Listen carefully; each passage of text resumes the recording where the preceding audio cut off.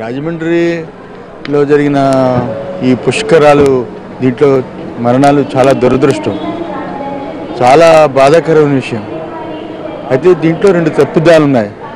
ఒకటి ప్రభుత్వం, రెండు ఉపన్యాసం చెప్పే భక్తి ఉపన్యాసం చెప్పే ఉపన్యాసకులు, ఇద్దరిది తప్పిదాలు ఉన్నాయి.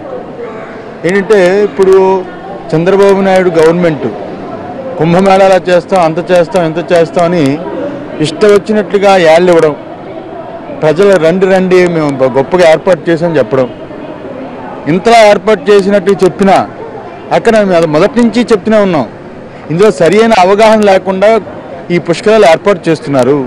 పుష్కరాలు పద్ధతి ఏం బాగోలేదు, మొదటి నుంచి చెప్తున్నాం. అదే జరిగింది. ఏమంటే ఇప్పుడు పోలీసులు అలాగే దేవాదాయ ధర్మాదాయ శాఖ అధికారులు ముగ్గురితో అవగాహన సదస్సు పెట్టుంటే బాగుండేది. ప్రతి ఘాట్లో గజ ఈతగాళ్ళు ఉండాలి, పోలీసులు ఎక్కువగా ఉండాలి. ఎవరైనా చిన్నలు వృద్ధులు ఎవరైనా వెళ్తే దిగితే గబుక్కుని వాళ్ళు స్నానం చేసి బయట తీసుకురావాలి. ఎక్కడైనా తోపులాట జరిగే ఘాట్లు ఎక్కువగా ఉంటే ఇంకో ఘాట్లకు తరలించాలి.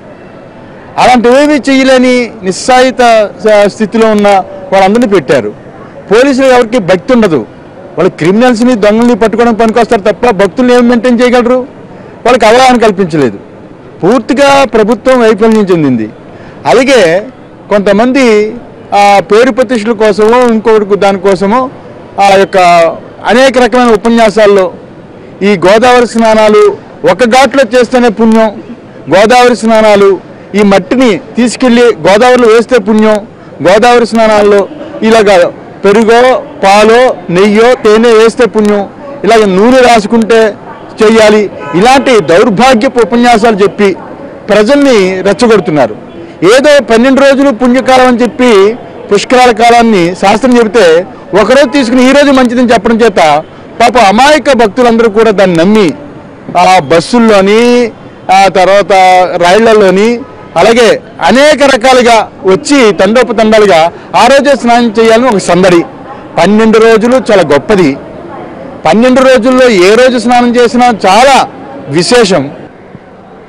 రాజమండ్రిలో జరిగిన ఈ పుష్కరాలు దీంట్లో మరణాలు చాలా దురదృష్టం, చాలా బాధాకరమైన విషయం.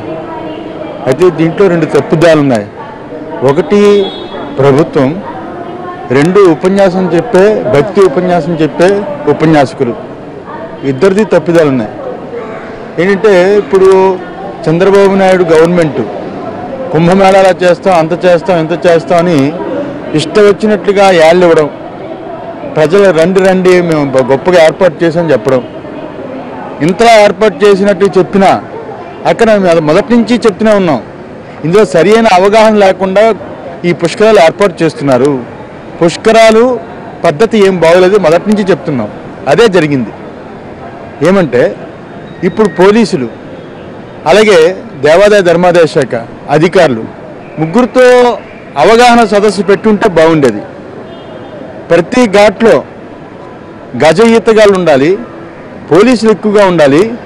ఎవరైనా చిన్నలు వృద్ధులు ఎవరైనా వెళ్తే దిగితే గబుక్కుని వాళ్ళు స్నానం చేసి బయట తీసుకురావాలి.